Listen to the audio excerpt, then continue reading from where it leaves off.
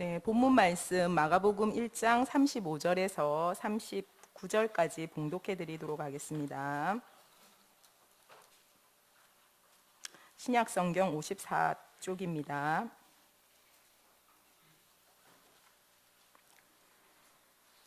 새벽 아직도 밝기 전에 예수께서 일어나 나가 한적한 곳으로 가사 거기서 기도하시더니 시몬과 및 그와 함께 있는 자들이 예수의 뒤를 따라가 만나서 이르되 모든 사람이 주를 찾나이다.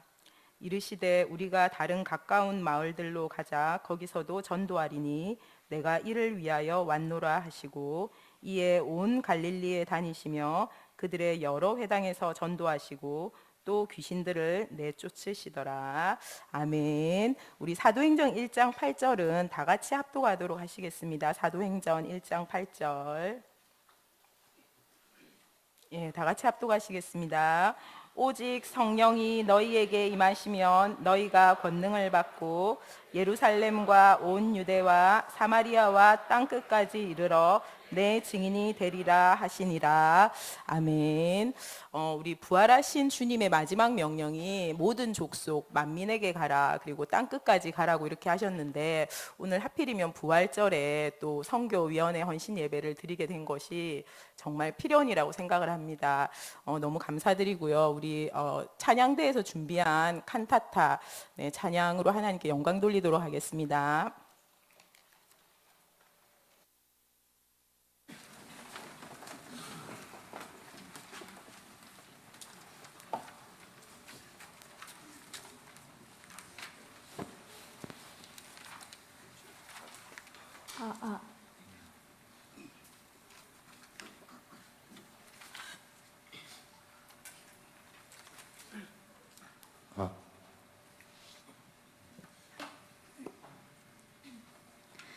예수님께서 베다니 마을에 있는 나병 환자 시몬의 집에서 음식을 드시고 계셨습니다.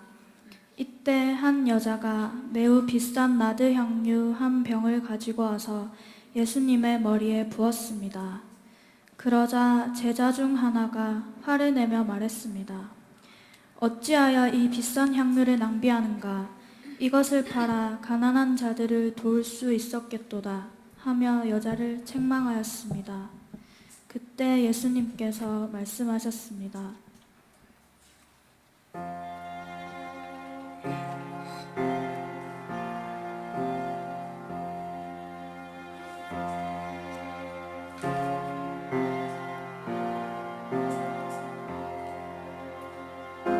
가만두어라. 너희가 어찌하여 여자를 괴롭게 하느냐?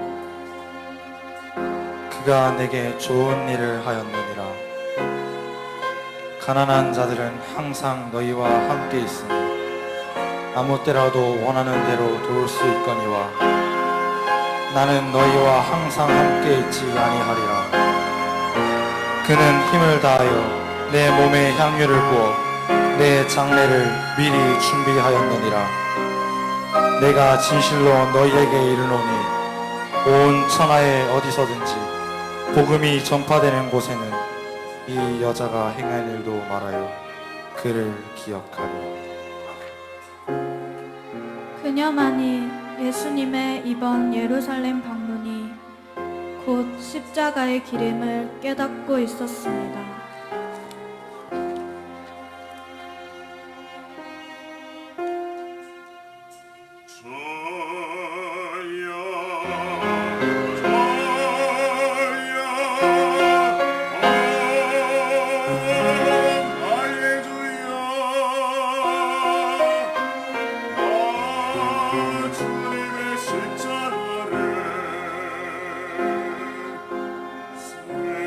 생각하고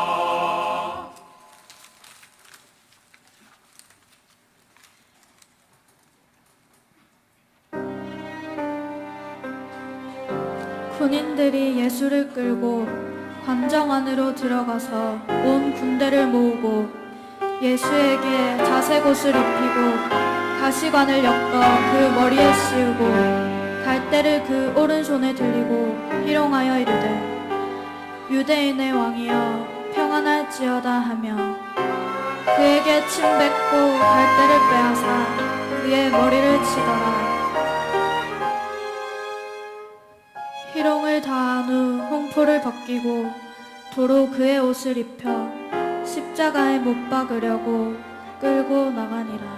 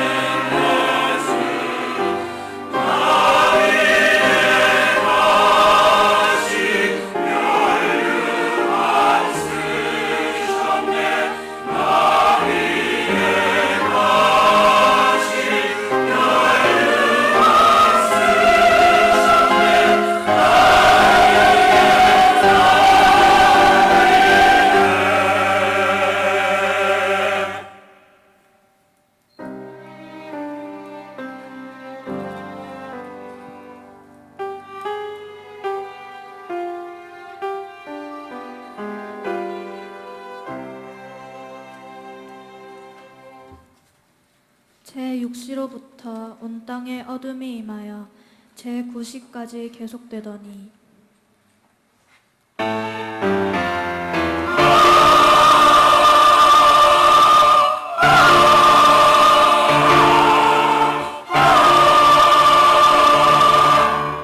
엘리 엘리 라마 사박다니 나의 하나님 나의 하나님 어찌하여 나를 버리셨나이까.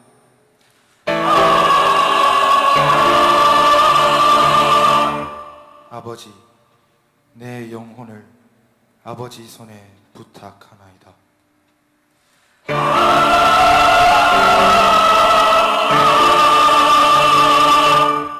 내가 목마르다.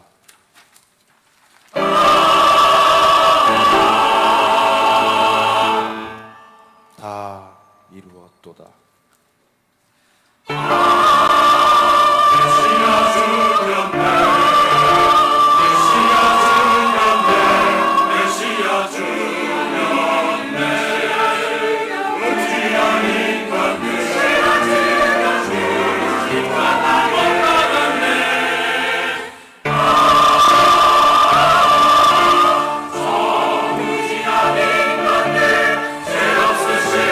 메시아를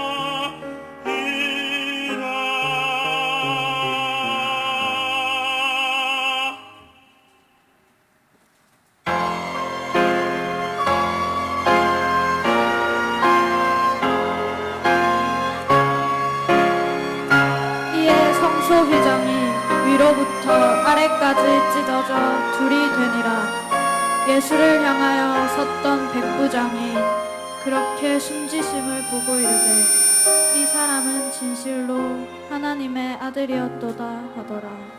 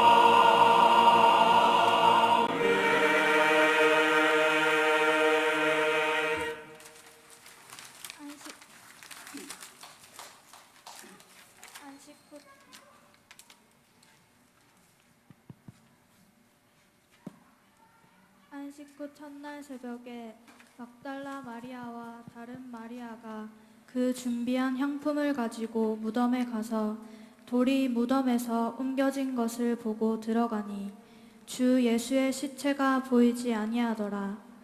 이로 인하여 근심할 때 문득 찬란한 옷을 입을 두 사람이 곁에 서서 이르되 어찌하여 살아있는 자를 죽은 자 가운데서 찾느냐? 여기 계시지 않고 살아나셨느니라.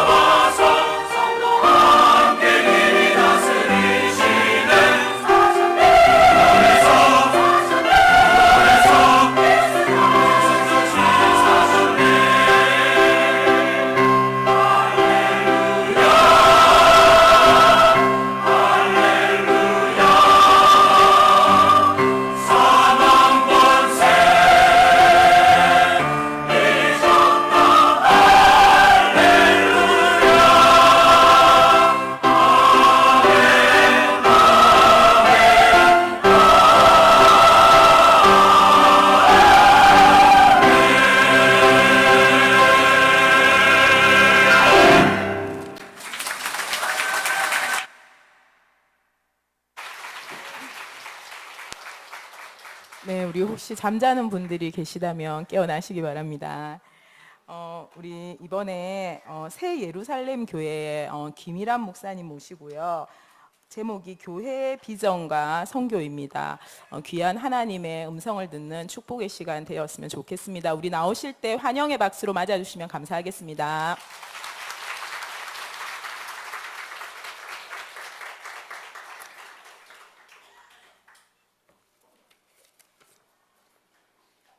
오늘 세계에서 가장 행복한 목사인 것 같습니다. 또 가장 유일한 축복을 받은 것 같고요. 이 귀하고 아름다운 칸타타에 초청해 주셔서 감사합니다. 그래서 설교라기보다 특강이 조금 길어질 것 같습니다. 저와 여러분들이 예수를 믿는다라는 것 과연 뭐겠습니까? 오늘 예수님이 부활하셨는 그날인데 우리가 예수를 믿는다는 것, 그것은 바로 나를 새로운 자리로 옮기는 것이다. 이미 저와 여러분은 잘 알고 있는 말이겠죠. 예를 들자면은 믿기 전과 똑같은 침대이지만 예수님을 믿고 나면은 그 침대에 평안이 따라오는 것이다. 여러분, 침대가 평안하십니까? 아니면은 휴전선이 그어져 있습니까? 똑같은 음식인데도 불구하고 예수 믿고 은혜 받고 먹는 것이 전혀 다르게 받아들여지는 것. 쉽게 말해서 이게 바로 예수 믿는 것이다. 똑같은 사람, 똑같은 길을 우리는 오늘도 만났고 오늘도 걸어왔을 겁니다. 어떻게 보면은 우리는 똑같은 인생이 그렇게 살아왔는데도 불구하고 달라져 보이는 것. 혹시 여러분 옆에 있는 사람들이 그 옛날하고 조금 달라 보이지 않습니까? 오늘 부활의 날인데 옆에 분이 옛날보다 더 악한 사람의 모습으로 보입니까? 복음은요, 하나님이 우리를 사랑하셔서 하나님이 그 아들 예수 그리스도를 우리에게 보내주신 것 아닙니까? 바로 최고의 선물이 예수 그리스도로서 바로 우리에게 구원의 길을 열어주셨고 또한 생명의 길로 저와 여러분을 인도해 주신 줄로 믿습니다. 그러므로 우리 인간은 내가 예수를 정말로 믿는 것처럼 여러분도 예수를 믿어야 할 것이고 정말로 여러분 때문에 더 많은 사람들이 예수를 믿게 하는 것이 예수님의 품 안으로 돌아오게 하는 것이 바로 우리가 예수를 믿는 것이다 라고 말할 수 있습니다. 진짜 예수를 믿는다는 것은 나의 마음에 하나님을 품는 것, 인가십니다. 하나님을 내 마음에 품어야 됩니다. 과연 여러분의 마음에 무엇을 품고 있습니까? 그것이 바로 여러분일 것입니다. 그러면 저나 여러분들이 살아가는 데 있어서 가장 귀한 일이 무엇이고 가장 보람된 일이 무엇입니까? 우리가 살고 있는 이 땅에서 정말로 우리가 예수 그리스도 앞에 서는 그날까지 해야 할 일이 도대체 무엇입니까? 바로 복음 증거하는 일일 것입니다. 하나님께서 우리 인간을 사랑해서 정말로 우리를 구원하시기 위해서 사람의 몸을 입으시고 이 땅에 오셔서 바로 그분이 예수 그리스도다 그 말씀입니다. 오늘 우리가 읽은 말씀에 보면은 마가복음 1장 38절에서 내가 전도를 위하여 왔노라 예수님께서 하신 말씀입니다. 그런가 하면 요한복음 3장 16절에서는 하나님이 세상을 이처럼 사랑하사 독생자를 주셨으니 이는 저를 믿는 자마다 멸망치 않고 영생을 얻게 하려 합니다. 그런가 하면은 정말로 요한복음 14장 6절에서처럼 내가 길이요 진리요 생명이라 나로 말미암지 않고는 아버지께로 올 자가 없다라고 그렇게 선언하신 그 예수님.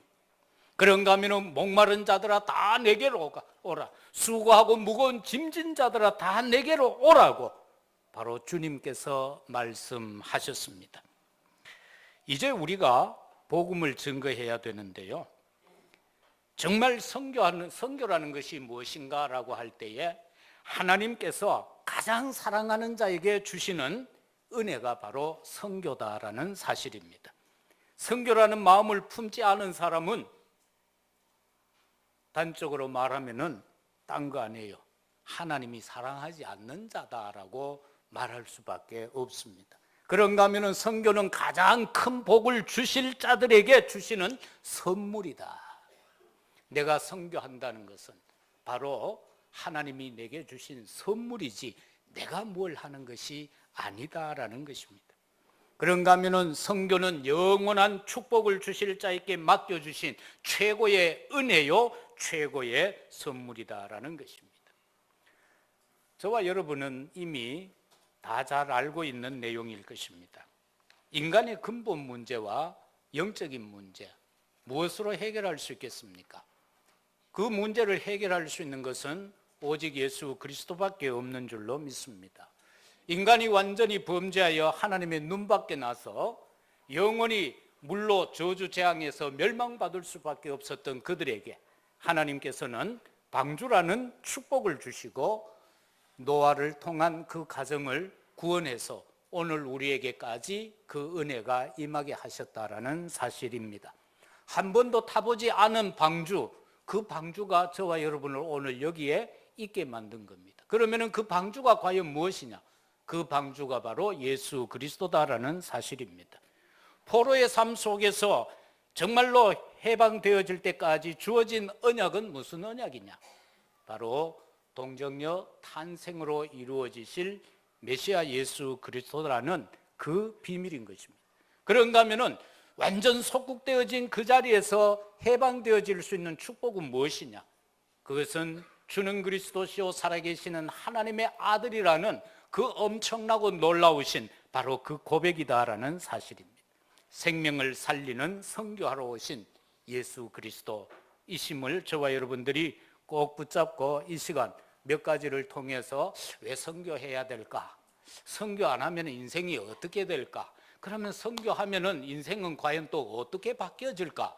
그것을 잠깐 제가 한 20년 동안 해외 다니면서 선교한 내용들이나 또 복음받은 그런 내용을 가지고 잠깐 여러분 앞에 간증 아닌 간증으로 서고자 합니다. 우리가 살고 있는 지역이나 또는 해외 어느 곳 할 것 없이 전 세계 선교 현장의 특징은 똑같다라고 볼 수 있습니다.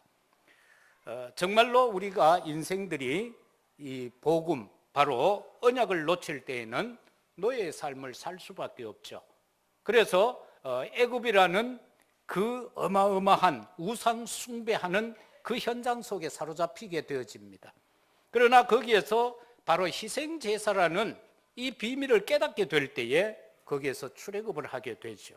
다시 말하면 우상에서 벗어날 수 있는 길은 희생제사밖에 없고 예배 회복밖에 없다라는 사실입니다. 그런가 하면 포로라는 그 사실을 놓고 저와 여러분들이 볼 때에 우리는 그것을 대표적으로 바벨론이라고 봅니다. 그러면 바벨론은 다시 말하면 문화를 의미하고 있습니다.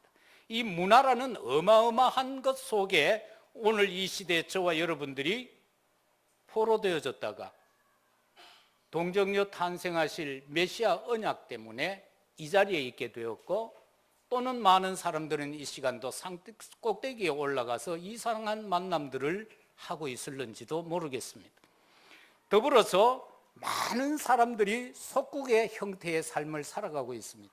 그것을 가르쳐서 우리는 로마라고 하는데, 그 로마는 바로 정치적인 것을 말합니다. 그 속에서 벗어날 수 있는 길은 오직 베드로가 고백했던 것처럼 주는 그리스도시요 살아계시는 하나님의 아들이십니다라는 그 고백 이외에는 저와 여러분들이 로마에서 속국된 상황에서 벗어날 길은 없다라는 사실입니다. 오늘날 너무나도 많은 사람들이 이 불신자 6가지 상태 속에서 매여 살지 않습니까? 이것을 저나 여러분은 볼 수 있을 겁니다. 본 것 때문에 저와 여러분은 또한 예수 그리스도를 정확하게 그들에게 전해서 그들로 하여금 그 자리에서 빠져나올 수 있도록 안내해 줄 수 있는 선지자적 사명을 갖고 있다라는 것입니다. 그래서 해결책은 오직 선지자로서의 길 되신 예수 그리스도밖에 없다라는 것. 그것은 울산도 마찬가지요, 대구도 마찬가지요, 전 세계 어느 곳이든지 마찬가지다. 언어가 다르다 할지라도, 풍습이 달라도, 문화가 달라도 오직 답은 선지자 되신 예수 그리스도밖에 없다라는 겁니다. 인간이 아무리 수고하고 노력한다고 해서 구원을 받습니까? 아니질 않습니까? 지난날 어마어마하게 착한 일 많이 하면서 살아오신 분들 여기 계실 겁니다. 그런데 그게 답이 아니었죠. 정말 우리에게 답은 하나님이면서 우리에게 창세기 3장의 범죄로 말미암아 멸망받을 수 없었던 그 인생들에게 저주 재앙이 들어가게 했을 뿐만 아니라 그 속에서 벗어나게 할 수 있는 방법을 제시하셨던, 그래서 공의로 그것을 충족시키는 제사장으로서의 예수 그리스도 이외에는 이 문제를 해결할 수 없다라는 사실입니다. 그런가 하면은 사단이 어디에다가 놀라겠습니까? 여러분이 찬양하면 사단이 도망을 가겠습니까? 아니면은 태권도에 기합 소리를 넣으면은 사단이 도망을 가겠습니까? 아니면 저 울산의 백고동이 붕 하고 울면은 사단이 도망을 가겠습니까? 아닙니다. 만왕의 왕 되신 예수 그리스도의 이름이 아니고는 사단은 절대로 도망가지를 않습니다. 그 문제를 해결할 길이 없습니다. 육신적 상태라고 할 때 인간의 마음 속에 중심에는 뭐가 있습니까? 잘못된 각인이 딱 자리 잡고 있습니다. 그리고는 그 주변에 아주 더러운 것들이 도덕도덕 미도덕 끝이 붙어 있습니다. 우상도 붙어 있고 문화도 붙어 있고 비윤리적 비도덕적인 거, 이런 많은 불신앙과 시기와 질투, 이런 많은 근심 걱정 염려들이 가득 차 있어요. 근데 이게 도무지 해결할 길이 없단 말입니다. 이야기 한 가지 할게요. 왜? 딱 한 사람이 지금 졸고 있습니다. 미국에 한 선교사가 아프리카로 선교를 갔어요. 열심히 선교를 하다가 자신도 모르게 너무 깊숙한 밀림지대로 들어간 거예요. 들어갔는데 식인종한테 붙잡혔어. 그래서 이 식인종들이 이 사람을 데리고 족추장 앞에 데리고 갔어. 가서 실눈을 뜨고 이렇게 보니까 아니, 야 이제 살았다 싶어. 왠 줄 아십니까? 미국에서 신학교 다닐 때 한반에서 공부한 친구가 추장이야. 이제 살았어. 그래서 속으로 할렐루야, 그렇지, 선교하는 선교사가 죽을 리가 있나, 할렐루야 하고 있었어. 그래서 추장님 날 알지요? 하니까 이렇게 보더니만 알지, 우리 같이 공부했지. 그럼 날 살려주지요? 살려주지. 그런데 또 뭐라고 했겠어요? 안 잡아먹지요? 하니까 뭐라고 그랬겠어요? 기도하고 잡아먹을게. 이게요, 각인된 게 바뀌지를 않아요. 신학을 하고 온 식인 추장이지만은 단지 바뀐 거는 잡아먹을 때, 식사할 때 식기도, 하늘에 계신 우리 아버지 만난 반찬 주시고 고기 주셔서 감사하다고 기도하고 잡아먹겠다는 거. 각인이 이만큼 무섭습니다. 저나 여러분도 오늘 또 멀쩡하게 앉아서 각인을 숨기고 앉아 있을 수도 있습니다. 이 목사도 마찬가지고요. 성가대원들도 그럴 수도 있고요. 죄송합니다. 우리 장로님들 다 참 너무 보기 좋습니다. 멋있습니다. 그런데 뭔가 숨겨놓고 있을 수도 있습니다. 저는 모릅니다. 대구서 왔기 때문에. 강 목사 이 얘기 해준 것도 하나도 없고, 그대는 프랑스가 있고 나는 대구서 왔고 모릅니다. 단지 본인만 알 겁니다. 어제 저녁에 무슨 짓을 했는지 본인만 알 겁니다. 그게 각인된 것이 안 버려지기 때문에. 그래서 우리는 저 렘넌트들, 저 아이들을 위해서 우리 부모들은 진짜 눈물 흘려야 돼요. 서해 앞바다 빠지고 나서 울지 말고 살아생전에 눈물로 기도해야 돼요. 눈물로 기도해야 돼요. 그래서 예수님도 그렇게 부탁했잖아. 예루살렘을 위해서도 울지 말고 너희 일을 위해서도 말고 오직 너희 자녀를 위해서 울라고. 부모의 눈물은 자식을 망하게 하는 법이 없습니다. 저도 어머니의 아버지의 눈물 먹고 자라났습니다. 그래서 살짝 망하려고 그러다 오늘 여러분 앞에 간증자로 서 있는 겁니다. 그래서 우리의 이 각인을 정말로 그리스도의 유일성 아니고는 없어지지 않습니다. 그리스도의 정체성 아니고는 없어지질 않습니다. 그리스도의 절대성, 오직 복음이 아니고는 이 각인을 없앨 수 없다, 그 말입니다. 그래서 우리의 심령 속에 오직 복음이 들어가지게 될 때에, 그리스도의 절대성과 유일성과 이런 모든 것이 들어가지게 될 때에 나의 속에 있던 잘못된 각인들, 많은 것들이 다 없어질 줄로 믿습니다. 두 번째 생각할 말씀은 전도와 선교와 전도는요, 예수님께서 우리에게 보여주신 당연한 것이고 필연적인 것이고 절대적인 것이다. 예수님은 이 땅에 오셔서 어떤 삶을 사셨는가 하면은 성육신적인 삶을 사셨고요. 우리가 주로 밤엔 달처럼 낮엔 해처럼 예수님도 닮고 우리는 또 바울도 닮으려고 하잖아요. 바울은 어떤 삶을 살았는가? 자기 부정적 삶을 살았습니다. 먼저는 우리가 예수님이 보여주신 선교의 원리, 이 절대적인 것을 몇 가지를 한번 살펴보겠습니다. 예수님께서 저와 여러분들에게 이렇게 하라라고 하신 것은 딴 거 아닙니다. 예수님이 보여주신 선교는 되는 것입니다. 하는 것이 아니고 되는 것이에요. 말씀이 육신이 되어 우리에게 오셨고, 그래서 사람이 되게 하셨고 삶이 되게 하신다, 그 말씀입니다. 복음이 들어간 곳에는 사람이 되어져요. 복음이 들어간 곳에는 삶이 되어진다, 그 말씀입니다. 저나 여러분들이 복음 그러면서 삶이 되어지지 않으면 아직 복음이 덜 되어진 것이다. 그 다음에는 임마누엘, 동행이며 또 거하는 데 있다라는 사실입니다. 거한다. 다시 말하면 선교라는 것은 현지인과 함께 하면서 그리스도를 나타내 보여주는 것, 이것이 궁극적인 선교다. 이거는 가는 선교죠. 그러나 보내는 선교는 또 다른 의미이겠죠. 그래서 우리가 기쁨과 즐거움과 슬픔과 아픔을 서로 나누면서 함께 하는 것, 이게 선교적 의미, 예수님이 보여주신 것이다. 세 번째는 은혜가 충만한 것이다. 우리가 사도행전 11장 23절에 안디옥 교회에서 역사하신 내용을 보면은 하나님의 은혜가 보여졌다라고 말씀하고 있습니다. 울산 임마누엘에는 다 오니까 막 성령이 역사하고 있더라고. 그래서 강 목사님이 조용하게 있는데 뭔가가 있구나라는, 참 후배 목사지만 너무나 좀 뭐 통하는 게 있는, 이때까지 그래 지나는데 와보니까 뭔가가 있구나. 왜? 보여지고 있다. 여러분의 얼굴에서 보여지고 있고 여러분의 찬양에서 보여지고 있다. 예? 여하튼 오늘 왔으니까 강 목사를 좀 떼어주고 가야 돼. 그래 여러분이 힘껏 선교를 할 수 있을 거다. 그죠? 예? 이건 본래 강사들이 오면 다 그래.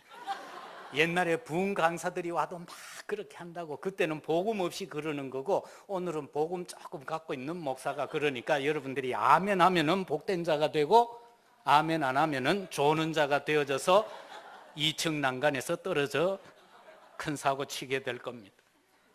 그 다음에 저 아멘 하시는 분이 있습니다. 할렐루야.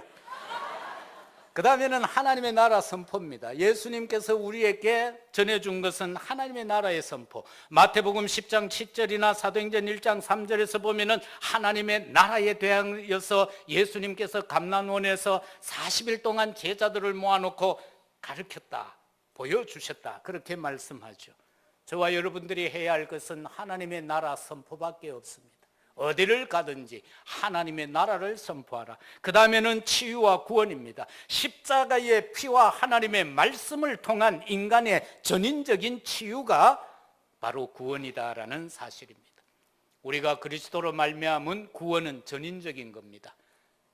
어디 한 모퉁이만 치유되는 것도 아니고 고쳐지는 게 아니라 전인적인 치유가 되어져야 합니다. 그래서 깡패가 구원받고 치유받고 훌륭한 목회자가 되어지는 것처럼 말입니다. 전인적 치유다라는 사실. 그런가 하면은 정말로 이와 같이 되어질 때에 우리에게서 벗어나야 할 많은 것들, 유대인들이 끝까지 버리지 못하였던 민족주의, 선민사상, 이것까지도 진짜 구원받게 될 때에는 없어지게 된다, 그 말씀이에요.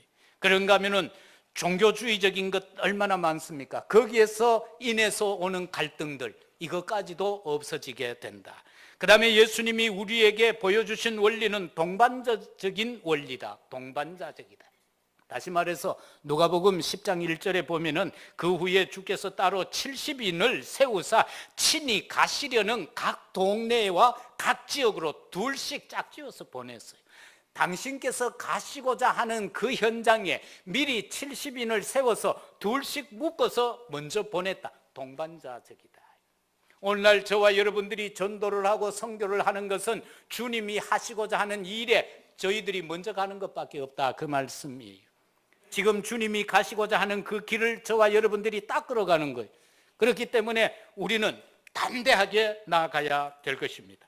그런가 하면은 요한복음 17장 11절에 보면은 나는 세상에 더 있지 아니하오나 그들은 세상에 있사옵고 나는 아버지께로 가옵나니 거룩하신 아버지여 내게 주신 아버지의 이름으로 그들을 보전하사 우리와 같이 그들도 하나 되게 하옵소서. 주님은 가시고 우리에게 그 일을 맡겨주셨다, 그 말씀이에요. 그 다음에 7번째는 땅끝까지 모든 족속에게입니다. 사도행전 1장 8절이나 마태복음 28장 19절에서처럼 정말로 땅끝까지 모든 족속에게, 이건 주님께서 우리에게 가르쳐 주신 선교의 원리다라는 사실입니다. 그런가 하면은 전 교회가 원리스 되어져야 한다. 선교라는 것은 전 교회가 원리스 되어야 합니다. 교회의 어떠한 한 기관이 아닌 전체가 해야 된다, 그 말씀입니다. 여기 뒤편에 딱 보니까 선교 현황, 세계 지도가 펼쳐져 있고 파송되어진 많은 부분들에 지금 표시가 되어져 있는데요, 저걸 어떻게 해야 하는가라는 겁니다. 선교회가 하는가, 아니면은 뭐 어떤 임원들만 하는가, 거기에 소속된 회원만 하는가, 그게 아니라는 거죠. 전체가 해야 된다. 조그마한 우리 교회는 어떻게 하느냐 하면은 이 선교 헌금을 하는 데 있어서 태아부터 다 합니다. 부모가 대신해서. 그래서 전체가 다 하고 있죠. 그래서 우리는 일반 선교 헌금, 그것은 이제 예를 들면 각 기관으로 보내는 헌금을 일반, 그리고 또 우리가 세계 선교를 위해서 자료를 위해서 본부로 보내는 헌금이 있고, 그 다음에는 신학교로 가는 이런 많은 헌금들은 일반 선교 헌금에서 지출이 되고 있습니다. 그 다음에 우리 교회가 또 집중적으로 생각하고 기도하는 것이 아프리카이기 때문에 아프리카 선교 헌금이 있습니다. 그리고는 우리 교회가 현지인 선교사를 캐나다에서 양육을 해서 그 몽족이라는 그 흩어져 있는 종족들이 있어요. 태국과 라오스와 베트남 국경 산지에 숨어 사는 사람들이 있습니다. 우리가 월남 전쟁 때 보면은 영화도 나와 있는데 콰이강의 다리라고 있죠. 그때에 연합군이 그 다리를 폭파할 때에 거기에 도움을 줬던 종족이 바로 몽족입니다. 우리하고 같은 몽골 계통인데, 그러니까 나중에 월맹이 장악하고 나니까 그 사람들 거기 있을 수 없잖아요. 지금 유럽, 미국, 캐나다로 수십만이 나가 있어요. 그 가운데서 저희들이 캐나다에서 만난 목회자인데, 그 부부를 저희들이 공부를 시켜서 박사학위를 받게 해서 지금 훈련을 시켜서 지금 그 사역을 하러 현장으로 지금 현재 파송 중입니다. 그래서 지금 렘넌트 사역과 신학교 사역, 그리고 산지로 들어다니면서 두 부부가 열심히 하고 있습니다. 그래서 온 교회가 숫자는 적지만은 여기에 마음을 다 담을 때에 하나님께서 역사하는 그 손길을 조금씩 볼 수 있더라라는 것입니다. 우리가 대형교회면 대형교회일수록 이런 작은 부분, 한 부분에서, 한 기관에서 선교를 맡더라고요. 그러나 하나님이 우리에게 주신 것은 전체가 하나가 되어 원네스 되어져서 선교하기를 원하고 계십니다. 그래서 전 중직자 장로님들, 그리고 저 렘넌트에 이르기까지, 아니면 젊은이들은 뱃속에 있는 아이의 이름으로까지라도 선교 헌금을 드릴 때에 거기에서 놀라운 하나님의 역사는 이루어질 수 있다라는 사실인 것입니다. 그런가 하면은 9번째는 버림과 떠남의 원리입니다. 요한복음 10장 11절에 보면은 나는 선한 목자라, 선한 목자는 양들을 위하여 목숨을 버리거니와 라고 했습니다. 선교사는 힘들면 도망가면은 선교사가 아닙니다. 그런데 간혹 보면은 우리 다락방 선교사 말고요, 뒷동네 선교사들은 되게 힘들면 도망가는 사람들도 있다. 제가 선교 전체를 맡아서 일하다 보면은 참 많이 힘이 들죠. 선교사님들이 풍족하게 살아가는 분은 아무도 없어요. 그렇다 보니까 여러 가지 힘이 들고 하면은 자연스럽게 그 선교 현지에서 자꾸 벗어나서 다른 생각을 하는 분들이 간혹 있어요. 그래서는 안 된다는 겁니다. 내가 굶어 죽는 한이 있더라도 하나님이 나를 보내주신 그 현장과 그 백성들을 위해서 목숨을 버릴 수 있어야 된다. 그 각오가 되어져 있어야 된다. 그 말씀입니다. 요한복음 16장 7절에서 보면은 그러나 내가 너희에게 실상을 말하노니 내가 떠나려는 것이 너희에게는 유익이다. 내가 떠나지 아니하면 보혜사가 너희에게로 오시지 아니할 것이요 가면 내가 그를 너희에게로 보내리라. 이렇게 말씀하고 있습니다. 사도 바울이 에베소에서 큰 역사가 일어났죠. 그런데 바울은 거기에서 주저앉지 않았습니다. 그 영광스러운 자리에 있으면 편안하게 잠시 목회는 할 수 있겠죠. 그런데 사도행전 19장 21절에 보면은 내가 로마도 보아야 한다. 이렇게 지금 바울은 선언을 하고는 거기에 제자를 세워놓고 자기는 지금 로마를 향한 꿈을 갖고 떠나는 모습을 보게 됩니다. 그런가 하면은 마지막으로는 하나님의 영광입니다. 요한복음 17장 4절에 보면은 아버지께서 내게 하라고 주신 일을 내가 이루어 아버지를 이 세상에서 영화롭게 하여 사오니라고 말씀하고 있습니다. 이처럼 영화롭게 할 수 있는 이것이 바로 저와 여러분들이 해야 될 일인 줄로 믿습니다. 그런가 하면은 선교는요 바로 나로부터 시작이 되어져야 된다라는 사실입니다. 당연한 거죠. 누구가 해야 된다는 게 아니에요. 선교는 나로부터 시작되어져야 되고 내 가정에서부터 시작되어져야 되고 내 가문에서부터 시작이 되어져야 되고 내 산업 현장에서부터 선교가 시작되어져야 된다. 그 말씀입니다. 누가 대신할 수 있는 것 아닙니다. 그래서 하나님께서 내게 말씀하셨을 때에 핑계할 수 없는 것입니다. 선교는 누가 할 수 있습니까?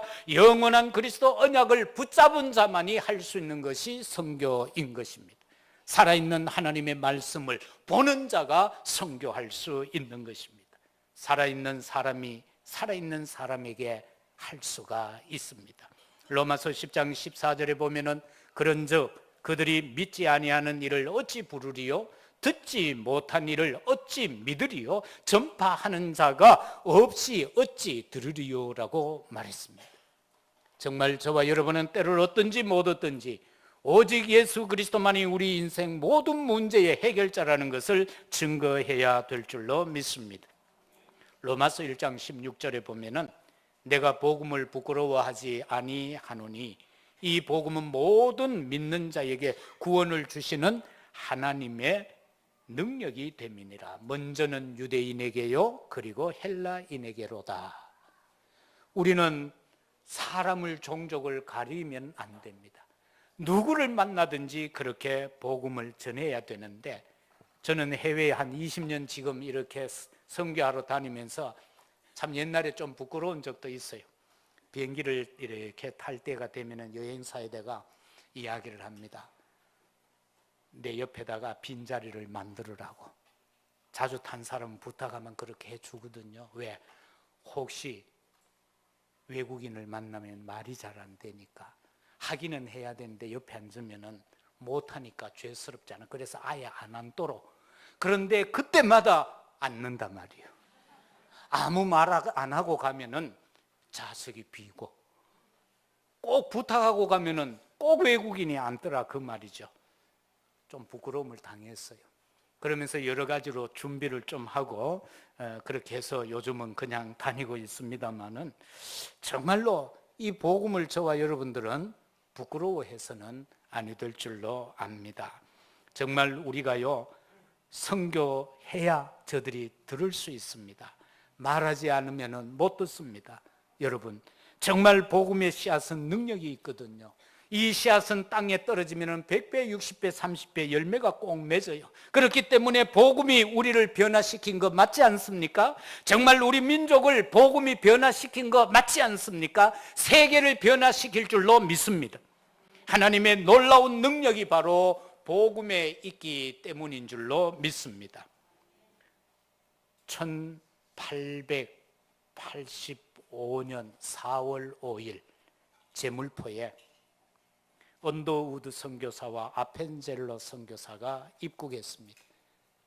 그날이 그날이 바로 부활주일입니다.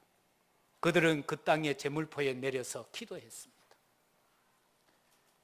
이 조선 땅을 놓고 기도했단 말입니다. 그게 이제 약 130여 년이 돼서 가는데, 언더우드가 이 땅에 와서 복음을 전하다가 여러 가지 난관에 부딪힐 때에 그가 하나님 앞에 기도한 내용을 소개하겠습니다. 이미 알고 계시는 분들도 계시겠지만은 그는 나중에 이런 제목이 붙여졌습니다. 언더우드의 기도에, 되지 않는 조선의 마음. 오 주여, 지금은 아무것도 보이지 않습니다.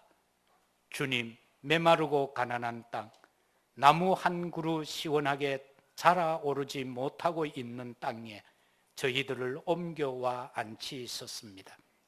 그 넓고 넓은 태평양을 어떻게 건너왔는지 그 사실이 기적입니다. 주께서 붙잡아 뚝 떨어뜨려 놓으신 듯한 이곳, 지금은 아무것도 보이지 않습니다. 보이는 것은 고집스럽게 얼룩진 어둠뿐입니다. 어둠과 가난과 인습에 묶여있는 조선 사람뿐입니다. 그들은 왜 묶여있는지도 고통이라는 것도 모르고 있습니다. 고통을 고통인 줄 모르는 자에게 고통을 벗겨주겠다고 하면 의심부터 하고 화부터 냅니다. 조선 남자들의 속셈이 보이지 않습니다. 이 나라 조정의 내심도 보이지 않습니다. 가마를 타고 다니는 여자들을 영영 볼 기회가 없으면 어쩌나 합니다. 조선의 마음이 보이질 않습니다. 그리고 저희가 해야 할 일이 보이지 않습니다. 그러나 주님, 순종하겠습니다. 겸손하게 순종할 때 주께서 일을 시작하시고 그 하시는 일을 우리들의 영적인 눈이 볼 수 있는 날이 있는 줄 믿나이다. 믿음은 바라는 것들의 실상이요 보지 못하는 것들의 증거라고 하지 아니하셨나이까. 조선의 믿음의 앞날을 볼 수 있게 될 것을 믿습니다. 지금은 우리가 서양 귀신, 양귀자라고 손가락질을 받고 있사오나 학교도 없고 그저 경계와 의심과 멸시와 천대만이 가득한 곳이지만 이곳도 머지않아 은총의 땅이 되리라는 것을 믿습니다. 저희들이 우리 영혼과 하나인 것을 깨닫고 하늘나라의 한 백성, 한 자녀임을 알고 눈물로 기뻐할 날이 있을 줄 믿나이다. 지금은 예배드릴 예배당도 없고 학교도 없고 그저 경계와 의심과 멸시와 천대함이 가득한 곳이지만 이곳이 머지않아 은총의 땅이 되리라는 것을 믿습니다. 주여, 오직 제 믿음을 붙잡아 주옵소서. 이 기도가 드려진 지 130년. 지금 우리는 어떻게 살고 있습니까? 세계 10대 경제대국이 되어졌습니다. 올 초로서 전 세계에 2만 5천 명 이상의 선교사를 파송한 나라가 되어졌습니다. 여기에는 보릿고개를 경험한 분들도 있을 겁니다. 피죽이라는 말 어른들은 알지만 아이들은 모를 겁니다. 아이들 그런다 그러대요. 할아버지, 라면 삶아 먹지 왜 굶어? 이런 시대착오적인 사고 속에서 지금 이 나라 이 축복받은 거 무엇 때문인지 아십니까? 바로 이 땅의 캄캄함 속에서 와서 생명 걸고 복음 전하였던 그 선교사님들 덕분이다라는 사실인 것입니다. 정말 저와 여러분은 이 사실을 놓치지 않아야 됩니다. 선교는 참으로 귀한 것입니다. 하나님 나라를 누리는 자가 할 수 있는 것이 선교이기 때문에 그렇습니다. 말씀의 흐름과 말씀의 실현을 보는 자가 할 수 있는 것이 선교이기 때문에 선교는 참으로 귀합니다. 그래서 필연적인 것입니다. 하나님께서 우리 인간과 맺은 최초의 계약이 무엇이지요? 행위계약입니다. 창세기 2장 17절에서 선악을 알게 하는 나무의 열매를 먹지 마라. 네가 그거 먹는 날에는 반드시 죽으리라는 그 계약입니다. 그런가 하면 하나님이 인간에게 주신 최초의 명령은 또 무엇인지 아십니까? 문화명령입니다. 창세기 1장 28절에서 하나님이 그들에게 복을 주시며 하나님이 그들에게 이르시기를 생육하고 번성해서 이 땅에 충만하라는, 그것이 바로 하나님이 우리에게 주신 겁니다. 땅을 정복하라. 바다의 물고기와 하늘의 새와 땅에 움직이는 모든 생물을 다스리라고 한 것, 이게 바로 문화명령, 우리에게 주신 최초의 명령이다라는 겁니다. 그래서 우리는 이 땅을 정복해야 될, 명령 수행해야 될 십자가 군병들인 줄로 믿습니다. 그 다음에는 부활하신 그리스도께서 주신 사명이 있습니다. 그것이 바로 사도행전 1장 8절입니다. 오직 성령이 너에게 임하면 너희가 권능받고 예루살렘, 유대, 사마리아 땅끝까지 이르러 내 증인이 되리라 하신 그 말씀인 것입니다. 힘없이 나가면 사단의 밥이 됩니다. 조그만한 사단의 유혹과 미혹에도 넘어갈 수밖에 없습니다. 그래서 오직 성령 권능 받으라, 그렇게 말씀하고 있는 줄로 믿습니다. 우리의 일생을 헛되지 않게 하십니다. 정말 이 복음은요, 선교하면은 절대로 우리 인생을 헛되게 하지 않는다. 복음을 전하는 개인, 복음을 전하는 가정, 가문, 복음을 전하는 민족, 교회는 하나님 앞에 최고의 영광스러움과 가치 있는 삶을 살게 될 줄로 믿습니다. 부족한 종의 가문 이야기를 조금 하겠습니다. 저희 가문에는 1895년부터 예수를 믿었습니다. 할아버지로 인하여서 공짜로 저는 예수 믿게 되어졌습니다. 눈물 한 방울 안 흘리고 예수 믿게 되었고, 핍박 하나 안 받고 예수 믿게 되어졌습니다. 선교사들이 들어오고 얼마 지나지 않아서 저희 할아버지가 1895년도부터 예수를 믿고, 그 이후에 저희들은, 제 고향이 경북 의성인데요, 의성 김문입니다. 가문에서 쫓겨났습니다. 할아버지가 자식 5을 데리고. 그런데 망했나요? 아닙니다. 우리에게 복음 전하여 준 그 선교사들처럼, 그들에게, 그 선교사들을 통하여서 복음 받은, 그래서 우상의 그 울타리에서 벗어나고자 발버둥 쳤던 그 한 종을 하나님께서는 버리지 아니하시고 기억하시사 친손 외손 앞에서 500명이 예수 다 믿고 있습니다. 제가 20번째 목사입니다. 제 아래 대에도 목회자가 있습니다. 제 장남도 하나님 앞에 바쳤습니다. 하나님은 우리를 버리지 않았습니다. 그 가운데 쫓겨나면은, 가문에서 축출해내면은 적에 항복하고 들어올 줄 알았지만, 논한마지기를 가지고 할아버지는 열심히 기도하면서 50리 밖에 있는 교회를, 어린 자식들 손을 잡고 산 고개를 넘어서 옥식기에 밥을 떠서 된장 넣고 그걸 메고 새벽에 출발해서 의성에 가면 옥산이라는 데가 있습니다. 가장 교회가 먼저 생긴 동네 중에 하나입니다. 혹시 아시는 분이 계실지도 모르겠습니다. 그곳까지 걸어 가서 주일 예배 한번 드리고 오면은 밤이요. 그 일을 수년을 하다가 너무나도 고되니까 동네 집에서 이제 예배를 드리게 되어져서 교회가 이제 되어지게 된 겁니다. 그 후손이 목사가 그만큼 나왔고, 남자는 거의 장로 아니면은 목회자고, 여자는 권사 아니면은 사모고, 모이면 머리 아픕니다. 왜? 얕은 기독교가 다 있어. 각 교단마다 다 있어. 머리 아파. 또 모여놓으면 전부 정치 이야기밖에 안 해. 할 게 따로 있습니까? 정치 이야기 빼면은.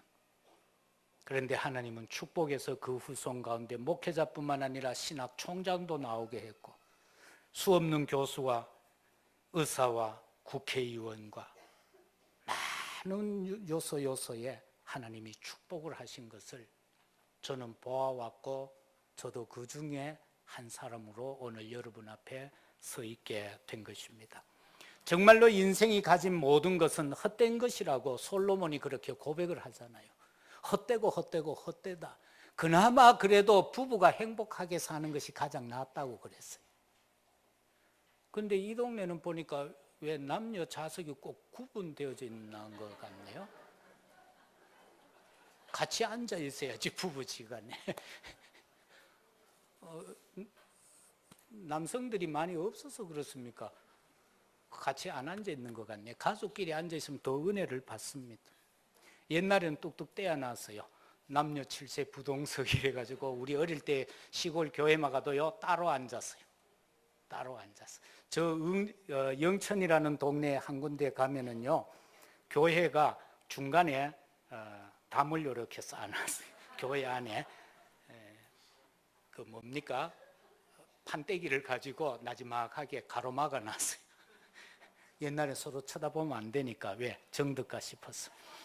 그러나 천하보다 귀한 영혼을 구원하는 이 선교는 저와 여러분들에게 있어서 영원히 귀하고 영원히 복되고 그리고 영원히 축복된 것인 줄로 믿습니다. 또 자꾸 이야기를 해야 여러분이 안 좋을 것 같아요. 특히 우리 젊은이들을 위해서 이야기 한 자루를 또 할게요. 한 청년이 27살 먹은 빌 하이벨스라는 청년이요 인생이 재미가 없는 거예요.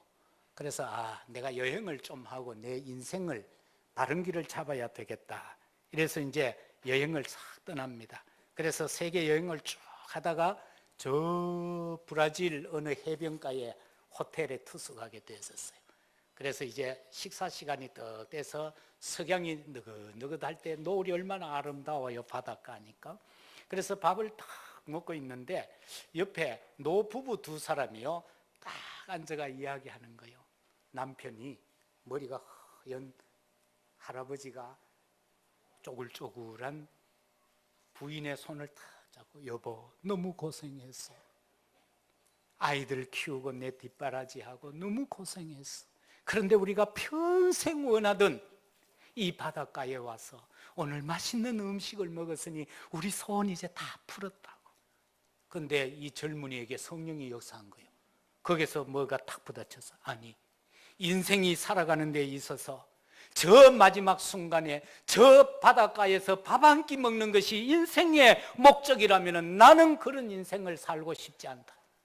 방으로 뛰쳐들어왔어. 침대 다리를 붙들고 이 빌 하이벨은요 엉엉 울기 시작했어요. 하나님 나는 이렇게 살기 싫습니다. 저 노부부처럼 저렇게 인생을 살고 싶지는 않습니다. 하나님 내가 뭘 해야 할까요? 하는데 성령이 역사하시사 신학교 가게 해서 목사 되게 했다라는 말씀입니다. 우리 젊은 랩런트들 인생이 뭐지요? 에? 인생이 뭐예요? 여러분 앞으로 뭘 할 거예요? 뭘 할 거예요? 여러분 진짜 밥을요 차 안에서 한 끼 먹으면 어떻고 트럭 안에서 한 끼 먹으면 어떻고 텐트 안에서 한 끼 먹으면 어때요? 평생을 죽도록 일해서 저 바닷가에 가서 두 사람이 손 붙들고 행복이라고 한 거 그게 진짜일까요? 아무 의미가 없겠죠. 정말로 하나님이 기뻐하시는 큰 일에 쓰임받아가는 우리 젊은 랩런트들 다 되시기를 주의 이름으로 축복합니다. 이제 크게 세 번째 마지막인데요. 용서하시고 들으시길 바랍니다. 교회의 비전과 선교는 하나다. 교회의 비전은 선교 속에서 나온다라는 것입니다. 그러면은 먼저 제가 실패한 걸 한 가지 이야기할게요. 1997년부터 독일 선교를 했는데요. 참 재미있었습니다. 유학 온 학생들이 그때는 많았으니까 미션홈을 크게 하나 풀장까지 있는 걸 얻었어요. 돈이 좀 많이 들었어요. 그래서 거기에서 집사 한 가정을 세워놓고는 밥도 해주고 거기서 모여서 메시지 나누고 저는 한 달에 일주일씩 들어가고 그렇게 하면서 얼마 전까지 그렇게 해왔어요. 그렇게 하다 보니까 제가 계속 들어갈 수는 없잖아요. 선교사를 보내려고 이 잘 돌지도 않는 머리를 굴리기 시작한 거예요. 기도도 많이 안 한 것 같아요. 지금 보니까 내 마음 끌리는 대로 한 것. 경상도 말로 지 쪼대로 한 거예요. 성령 인도 안 받고. 그래서 선교사를 2번이나 파송을 했어요. 그런데 가는 쪽쪽 얼마 안 있다가 짐 싸서 돌아오는 거예요. 여러분, 선교사를 파송했다가 큰 큰 기도 속에서 파송했다가 선교사들이 아무 말도 안 하고 짐 짊어지고 돌아올 때에 교회가 어떻게 되겠어요? 영적으로. 저희 교회는 그냥 내리막을 달리기 시작했습니다. 그러다가 몇 년 전에 제가 진짜 회개를 했어요. 하나님 용서해 달라고. 제 영적 교만이었습니다. 제 영적 교만이었습니다. 그렇게 회개를 하고는 부산 임마누엘에다가 교회를 넘겨버렸어요. 교회가 다 등록되고 한 완전한 교회, 중직자까지 다 세워져 있던 교회예요. 그래서 7년 전에 제가 이제 선교국장으로 부임하면서 교회는 임마누엘로 넘겼습니다. 왜? 국장하면서 또 교회 한다는 거는 안 맞죠. 왜? 전 세계를 똑같은 마음으로 골고루 논아줘야 되는데 우리 지교회가 딱 있으면 아무래도 팔이 열에 굽잖아. 그걸 다시 한번 방지하기 위해서 그렇게 했습니다. 그래 중직자들한테 물어봤어요. 어이, 아무개 집사야. 그 가운데 제 조카도 있어요. 이렇게 물어보니까 할렐루야 그러더라고. 그래서 야따 이놈들 봐라. 기다리고 있었구나. 기다리고 있었구나. 저 시골 대구에 조그만한 교회 지교회 하는 것보다는 본부의 큰 교회에 지교회 하는 게 그렇게도 소원이었구나. 그걸 품고 있었는 것 같아. 왜? 내가 한마디 딱 던지니까 막 주저함 없이 1초라도 생각해야 될 거 아니야. 예, 그렇게 하겠습니다. 그래서 그것을 성령의 인도로 알고 그렇게 했더니만 지금은 전부 장로가 되고 더 아름다운 교회로 전부 더 큰 축복을 받고 사업에도 그래서 보니까 성령의 인도를 받아야 이렇게 되는구나. 여러분도 성령 인도 세밀하게 받아가는 여러분 되시기를 바랍니다. 그래서 이제는 저 몽족이라는 한 작은 부족을 놓고 저희들이 지금 집중을 하고 있습니다. 그런데 이상하게도 교회의 분위기가 영적 분위기로 바뀌어졌고요. 하나님께서 성도들의 사업에도 축복하기 시작했고, 얕은 렘넌트들도 전에는 눈이 꼭 죽어가는 명태 눈 같았는데 이제는 보니까 눈에 빛도 나고, 그래서 저는 마음껏 교회를 버려두고 세계를 돌아다니고 있습니다. 여러분, 선교는 뭡니까? 교회 존립의 목적입니다. 선교는 교회 존립의 목적이라는 겁니다. 한국 교회는 선교 지향적 교회로 전환되어져야 될 줄로 믿습니다. 그러나 한국 교회는 지금 보면은요, 개교회 부흥의 역점을 맞추고 있습니다. 여기에서 못 벗어나요. 그래서 대형 교회를 막 지향하고 있습니다. 교회가 커야 된다, 막 60만 명이 돼야 된다고 그렇게 해 나가다가 세계에서 제일 큰 교회 하다가 지금은 세계에서 가장 큰 5점을 남기고 가장 큰 욕을 얻어먹고 있는, 말 안 해도 되겠죠. 여의도에 가면은 뭐 있습니다.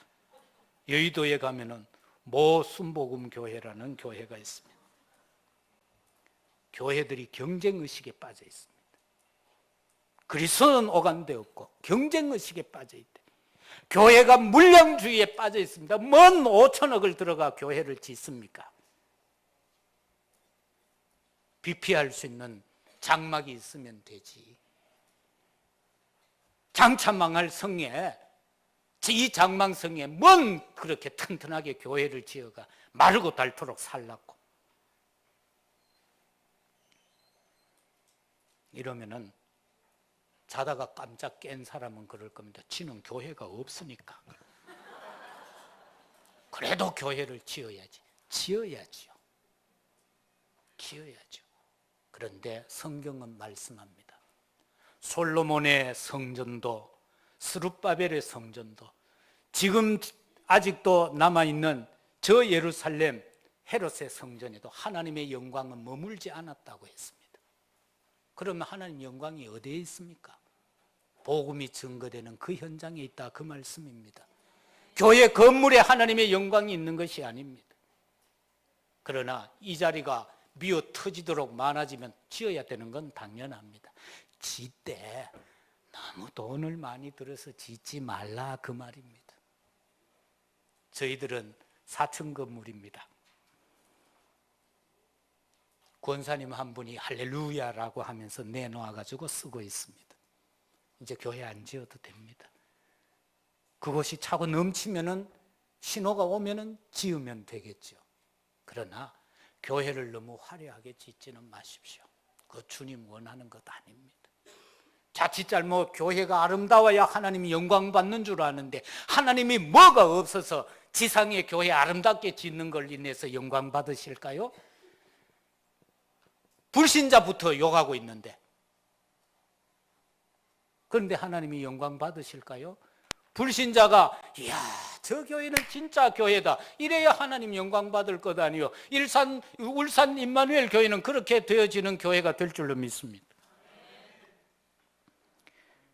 성공주의에 빠져 있고요, 수 콤플렉스에 빠져 있습니다.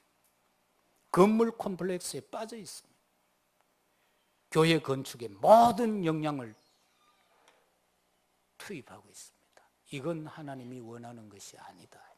이건 하나님이 원하는 것입니다. 그럼 뭐냐? 선교다 말이다. 선교. 선교를 해야 된다.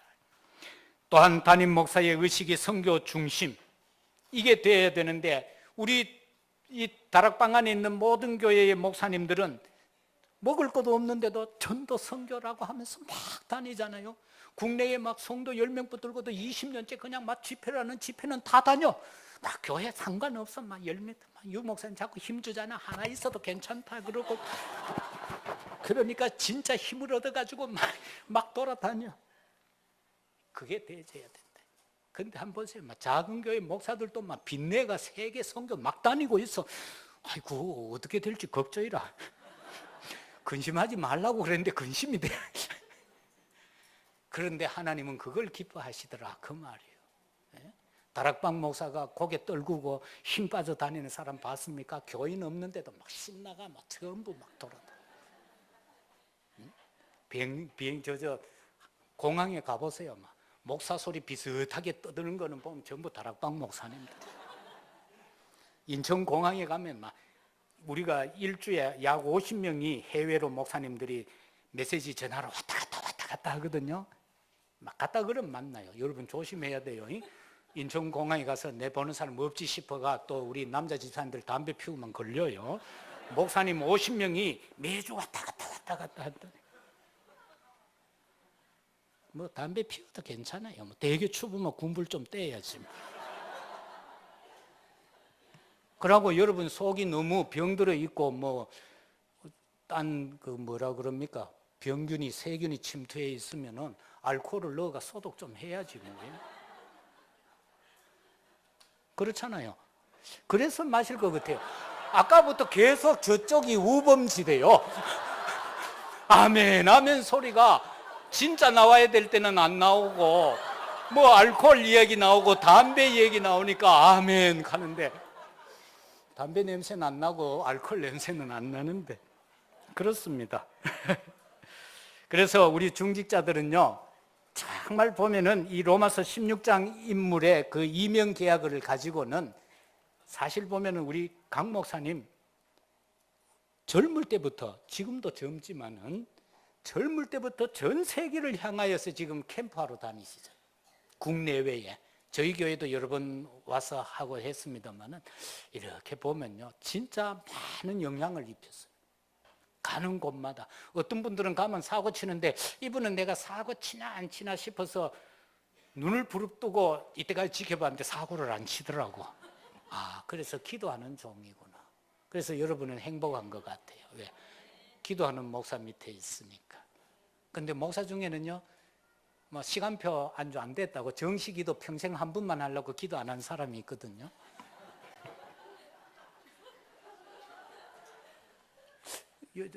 대구보다 울산이 조금 더 느린 것 같은데 반응이 보니까 좀 그런 분들이 있어요.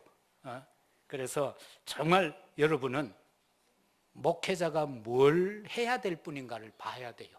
우리 목사님은 우리 교회에만 가만히 있어야 될 뿐인지 아니면은 돌아다녀야 될 뿐인지 그것을 빨리 발견을 해야 돼. 그리고 그 방향으로 16장으로 로마서 16장의 종들로서 밀면 되는 거예요. 그러면 하나님이 가장 기뻐하는 축복의 증거가 나타날 줄로 믿습니다. 교회는요, 목사가 교회 내에 일만 하기를 원하는 것이 한국 교회의 보편적인 사고방식입니다. 저도 그래요. 조금만 제가 좀 피곤함이 느껴지는 게 보이면요, 여자 장로님들이 문 똑똑 두들고 와요. 목사님, 요즘 제가 조금 피곤한 것 같아요. 그럴 때만 남성들보다는 여성들이 좀 빨라. 장로님 두 분이 찾아 들어왔어. 목사님, 이번에 유럽 갔다 오시면은 홍콩도 또 가셔야 됩니까? 하더라고. 왜? 하니까 벌써 비행기표 다 끊어놨는데. 그러니까 목사님이 너무 피곤해 보이셔서 이번 한 번은 쉬시지요. 참 기특하고 아름답고 귀한 마음 아닙니까? 이제 끝내라고 불이 왔다 갔다. 그냥 뒤에서 신호주면 되지. 그거 불을 껐다가 켰다가. 제가 오래 한다고 그랬잖아요, 오늘. 나는 오늘 메시지 전하러 온 것이 아니고 선교 특강하러 왔어요. 그렇기 때문에 오래 해야 돼요. 우리 렘넌트들은 버티는, 인내하고 견디는 것도 배워야 돼. 지금 막 몸부림을 친다. 이 목사가 어릴 때 예배를 드리면은 무릎을 꿇고 예배를 드렸어요. 그것도요, 바닥에서. 아버님이 옆에 딱 앉아 있어요. 2시간 무릎 꿇고 예배 드려봐요. 요즘은 뭐 1시간, 오늘은 제가 여기 온다고 설교를 25분 하고 끝내버렸거든. 그러니까 11시에 예배를 시작해가 12시 안에 딱 맞췄더니 전부 얼굴이 희색이 만연하더라고. 그래서 나는 울산이 되게 먼 데인 줄 알고 막 달려오니까 반도 안 되는데 여기 도착했어. 그러니까 차를 저쪽에 숨겨놓고 앉아서 메시지 좀 보다가 들어왔는데, 그래요. 견딜 수 있어야 돼요. 그러면 막 절여요. 그러면 옛날에 배운 게 있어요. 침을 여기에다가 발라서 속으로 야옹야옹 그럽니다. 쥐가 도망가라고. 그런데 안 되더구만. 그래서 다리를 폈다가 이렇게 했다면 그날 저녁에 집에 가면은 곡소리 나는 겁니다. 어디 예배 드리는데 가만히 앉아 있지 않고 다리를 뻗쳤다가. 요즘 뭐 지 마음대로 하는데 뭐. 복음하면서 전부 지 마음대로 방종해가지고 난리를 치고 앉아. 아까 참 술 얘기했으니까 선교 때문에 술 얘기 조금 더 해야 되겠다. 해외 가서 또 보는 사람 없다고 그 막 마시고 그러면 안 돼요, 저쪽에. 저쪽에 한 분이 보니까 얼굴이 술 형태의 얼굴이 있어요. 불구스름하면서 성령이 역사하셔서 정확하게 찝었습니다. 그러니까 간혹 보면 그런 분들이 있더라고. 하나님은 불꽃 같은 눈을 가지고 통촉하시면서 어디서든지 다 보고 계시는데 자기가 한국에서 세례받았다고 하나님이 한국에서만 자기를 지켜보는 줄 알고 해외 가만 자기 마음대로라. 먹고 마시고 노는 거 전부 자기 마음대로. 그렇게 하면 안 됩니다. 하나님은 그곳에서도 보고 계십니다. 우리가 잠언에 보면은 30장 이후로 쭉 가면은요, 이 술에 대해서 이야기가 나와요. 우리 젊은이들 사회 가면 술 때문에 문제가 생기잖아요. 그런데 이 술이라는 것은 먹어도 되느냐 말아야 되느냐, 뭐 먹어도 되고 안 먹어도 돼요. 그런데 제가 드리고 싶은 말은 성경에는 분명히 말하고 있어요. 지도자는 먹지 마라라고 성경은 말씀하고 있어요. 지도자는 먹지 마라. 자기가 지도자라고 생각하는 사람은 안 먹어야 돼요. 술 먹는 사람은 지도자 아닙니다. 왜? 성경대로니까. 나는 딴 것과 이야기하는 거 아니에요. 예를 들어 울산시장이 술을 자꾸 먹는다 그러면 그 사람은 지도자가 아니에요. 혹시 여기 왔습니까? 아까 뭐 기도하는데 보니까 뭐 구청장 교육감하고 뭐 하던데, 그런 사람들 또 뭐 진짜 믿는 분들이에요? 아, 감사합니다. 할렐루야입니다. 되십시오. 제가 기도 조금 더 해드리겠습니다. 그러면은 돼요. 안 그러고 이러면은 지도자가 아니에요. 지도자가 아니에요. 왜? 판단을 그릇되이 할까? 지도자는 먹지 말라고 그랬어요. 그리고 술 먹은 상태를 잠언에 뭐라고 그랬는지 알아요? 바다에 돛담배 위에 돛대에 누운 것과 같다고 그랬어요. 그래서 술 처먹으면 전부 비틀비틀하는 거예요. 왜? 바다에서 배가 흔들흔들 하니까 돛대 위에 누웠으니까 그 몸이 어떻게 되겠어? 흔들흔들. 오늘 별걸 다 가르쳐주고 가지. 저도요, 술 딱 2번 먹어봤어요. 국민학교 때. 뭣도 모르고. 시골에 가면은 겨울 이렇게 되면은 방학 때면 전부 집에 다 모이가 놀아요. 근데 그 집에 이 농주 담아놨는 거, 이놈의 친구가 퍼와서 그 한 연하 한 명 있었는데, 그 한 잔씩 전부 먹었는데 나 혼자 가불었어. 그 다음 2번째, 대학 시험 딱 쳐가 내 가고 싶은 대학에 떨어졌어. 친구들 따라가서 맥주 500cc 먹었어. 어디든지 모르겠어. 눈 떠보니까 친구 집이야. 그 다음 날 아침이더라고. 그래서 그때부터는 주님, 나는 먹으면 안 되네요. 이제 줄을 끊겠습니다. 그러고 주님만 모시고 줄은 끊었습니다.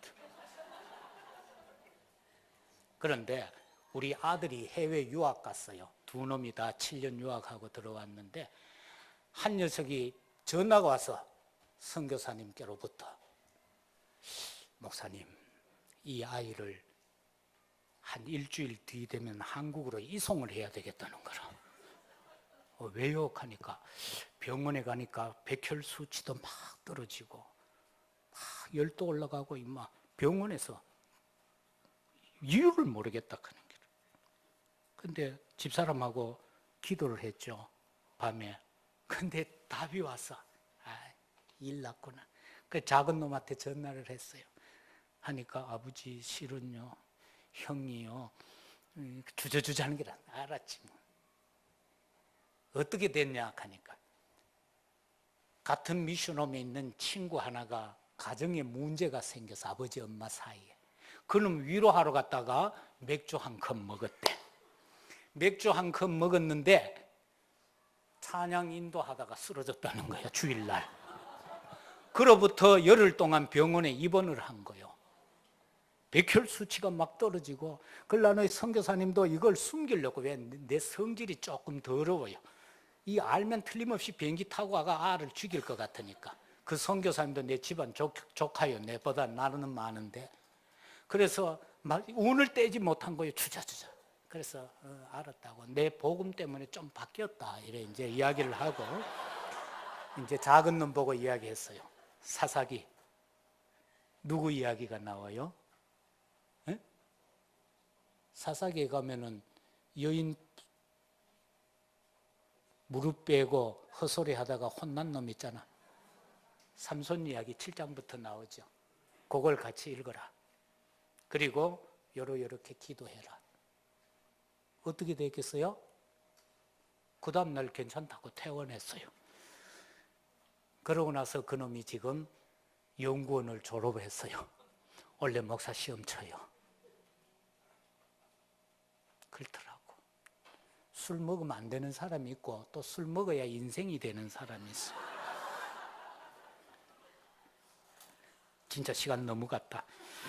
그래서 저나 여러분들은 이 목사님을 잘 좀 도와줄 수 있어야 된다. 저는 한 달에 한 번 이상 꼭 해외 가야 됩니다. 전체 집회를 관리해야 되기 때문에.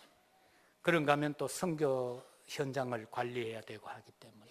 그리고 일주일에 이틀은 서울 가서 본부 행정을 봐야 됩니다. 그렇다면 강 목사님도 저보다 뭐 안 바쁜 건 아니잖아요. 나도 옛날에 젊을 때는 아프리카 같은 데 가서 한 달씩 사역하고 오고 그렇게 했습니다만은 강 목사님도 감사하게 유럽에 지난 겨울에 한 달 순회하고 왔죠. 자꾸 다녀야 되면 여러분요, 헌금을 주머니에 꼽아주면서 갔다 오십시오. 가서 빵만 먹지 말고 좀 영양가 있는 거 덜 잡수고 오십시오. 이렇게 해야 돼요. 우리 조그마한 대구에 있는 이 교회도요.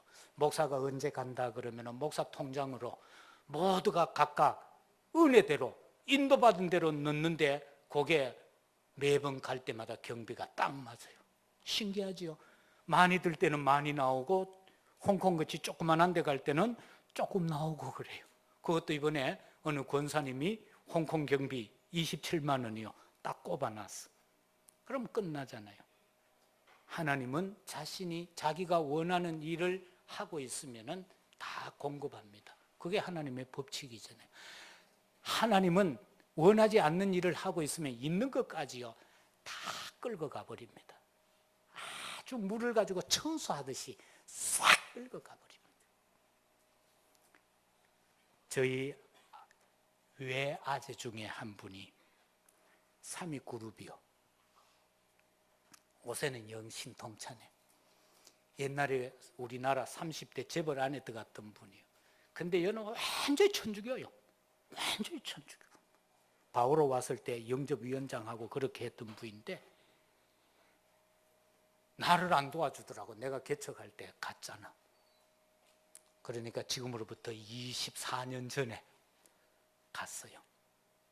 왜? 외아재니까 조카가 개척을 하는데 그래 암만 천주교 다니지만은 좀 도와줄 것 같아가 갔더니만 커피 한 잔만 주더라고. 그러면서 내가 나오면서 평생에 내가 그때 처음 눈물을 흘렸어요. 진짜 자존심 꺾고 갔거든. 우리 가문이 본래 그래요. 자존심이 되게 세가지고요. 뭐 정승하고 이런 거 안 나왔어요. 전부 시골에서 그저 학자로서만 살아갔어. 진짜 썩을 푸더라고. 내가 딴 것도 아니고 해외여행 가려고 하는 것도 아니고 교회를 세우겠다는데 하나님 저 어쩔랍니까 하고 왔거든. 어찌 되겠어요. 충주에 있는 공장 불 하나 타버리니까 350억 날아가 버리고 그 다음부터 막 깨지더라고. 그리고 지금은 30대 그룹이 뭐고 50대 그룹에도 못 들어가고. 내가 어디 뭐 사탕 사 먹으려고 그랬습니까? 세계 복음화 하려고. 진짜 복음 깨닫고 개척하려고 하는데 그걸 안 돕더라고. 근데 도왔던 사람들은 지금 랄라룰루 하고 있대. 여러분, 진짜 주의 종이 무엇 하는 사람인가를 보고 돕든지 안 돕든지 하면 됩니다. 그게 바로 성령 인도라는 것입니다. 마지막으로 선교 흐름과 축복의 흐름은 동일합니다. 성경의 흐름은 메시아 언약 성취 흐름대로 가고 있죠. 그 다음에 역사의 흐름을 한번 보십시오. 이 복음이 독일에서 영국으로, 영국에서 미국으로, 미국에서 한국으로. 그러면 다음 이게 어디로 갈 겁니까? 우리는 120년이 됐는데 130년이 됐는데 저 유럽은 1000년 만에 문제가 왔는데 우리는 100년 만에 문제가 와서 워낙 빨리빨리 하는 민족이 돼가지고 부흥도 빨리 해버렸어. 1000년 만에 유럽이 일으켰던 부흥을 우리는 100년 만에 끝내버렸어. 그리고 이제는 타락의 길도 교회 망하는 것도 지금 그들은 500년 만에 천천히 망했는데 우리는 지금 한 10년 만에 급속히 망하고 있어. 대형 교회는 전부 지금 문제가 생겨 난리를 치고 있어. 장로님이 목사 고발하고 목사가 장로 고발하고 이게 도대체 교회가 할 일입니까? 우리 보면 그건 교회가 아니요. 우리 주님께서 7 촛대 사이를 거닐어야 되는데 거닐을 수가 없어. 예? 주님이 갈 수 있는 현장이 못 된다 그 말이에요. 그래서 이 흐름이 지금 한국에 왔어요. 진짜 올 1월에 보면은 25,000명을 돌파했어요, 선교사를. 그러면 이 나라가 어떻게 되겠어요? 엄청난 축복이요. 세계 경제학자가 10년 전에 한국에 모였어요, 서울에. 그래서 일주일 동안 연구했어요. 어떻게 한국이 이처럼 코리아가 이렇게 잿더미 속에서 빠른 시일 안에 성장할 수 있었을까? 석학들이 모여서 일주일 동안 연구하고 이제 마지막 포럼 시간이 됐어요. 결론, 모르겠다. 우리는 알고 있죠. 뭐 때문에? 복음 때문에, 선교 때문에. 하나님이 이 나라를 축복하신 줄로 믿습니다. 시대의 흐름을 보고 이길 힘을 길러갈 수 있는 우리 중직자분들이 다 되시기를 바랍니다. 정말 복음을 위한 비밀 결사대가 되어서 울산 살려야 될 것 아닙니까? 이 경남을 살려야 될 것 아닙니까? 대한민국을 살리고 여러분이 저 지도에 표시해 놓은 저 현장들을 다 살려내야 되지 않겠습니까? 그리고 렘넌트를 살리기 위한 렘넌트 선교사가 되어져야 되고 유 목사님이 될 수 있으면은 쓰지 말라고 한 홀리메이션도 돼야 될 것 아닙니까? 진짜 결단하고 홀리메이션이 되시기를 바랍니다. 마치겠습니다. 오직 복음 가지고 선교하는 교회가 미래가 있습니다. 선교는요 우리에게 주어진 천명이요 선교는 우리에게 주어진 소명입니다. 그렇기 때문에 이 선교에 대하여 나는이라고 질문을 던져보십시오. 나는. 그리고 또 질문을 던져보십시오. 우리 교회는 임마누엘 울산은 선교라는 대명제를 놓고 나는 우리 교회는 그래서 여러분 때문에 한 나라가 살아나는 역사가 있기를 바랍니다. 그것으로 그것을 감당하기 위하여서 하나님께서 여러분의 산업에 무한정으로 축복하는 역사가 있기를 바랍니다. 선교는 우리에게 주어진 사명입니다. 나와 가정과 후대, 국가, 세계 미래가 이 선교 전도에 달려있는 줄로 믿습니다. 그러면 선교의 자세는 뭡니까? 데살로니가전서 5장 16절에서 18절입니다. 항상 기뻐하라, 쉬지 말고 기도하라, 범사에 감사하라. 그래서 오직 그리스도로, 오직 기도로, 오직 선교로 통하여서 하나님 기뻐하는 삶을 살아가는 여러분이 되시고 이 교회가 되시기를 예수 그리스도 이름으로 축복합니다. 하나님 아버지, 참으로 감사합니다. 하나님의 말씀을 저들이 살폈습니다. 선교하는 개인과 가정과 가문과 그리고 선교하는 국가가 어떻게 하나님의 축복 속에 섰는가를 잠시 살폈습니다. 하나님이여, 이 나라 이 민족을 축복해 주신 것 감사합니다. 130년 전에 소망 없던 풀 한 포기조차 살아남기 힘들던 이 땅에 주의 복음이 들어왔고 이 복음을 위하여서 선교사들이 피를 흘렸나이다, 순교했나이다. 그 결과 하나님의 축복 속에서 2만 5천 명이 넘는 선교사를 파송하는 나라가 되어졌고 모든 경제학자가 의아히 여겨지는 세계 10대 경제국가가 되어졌습니다. 이 속에 저희들이 있습니다. 임마누엘 울산교회를 하나님이 축복하셔서 울산을 감당하고 나무 믿게 하시고 그 힘을 가지고 세계 복음화에 쓰임받는 교회가 되게 하시며 귀한 장로님들 다 되게 하시고 중직자들이 다 되게 하시며 온 성도와 더불어 렘넌트들이 되어지도록 축복하여 주시옵소서. 특별히 이 일에 헌신되어져 있는 선교위원회를 주께서 축복하시고 하나님 저들을 앞세워서 하나님이 하시고자 하는 일을 이루어 가시옵소서. 그리고 이들을 축복하옵소서. 증거 주시옵소서. 이 시간도 유럽을 향하여 캠프 나가 있는 강 목사님에게 특별한 은혜를 다하여 주시고 그 유럽을 향한 강 목사님의 그 마음 속에 하나님이 성령으로 역사하시고 충만케 하여 주시옵소서. 우리 모두를 사랑하여 주신 것 감사합니다. 이 부활의 능력과 이 부활의 기쁨과 이 부활의 축복이 우리의 것이 되게 하옵소서. 예수 그리스도 이름으로 기도드리옵나이다. 아멘.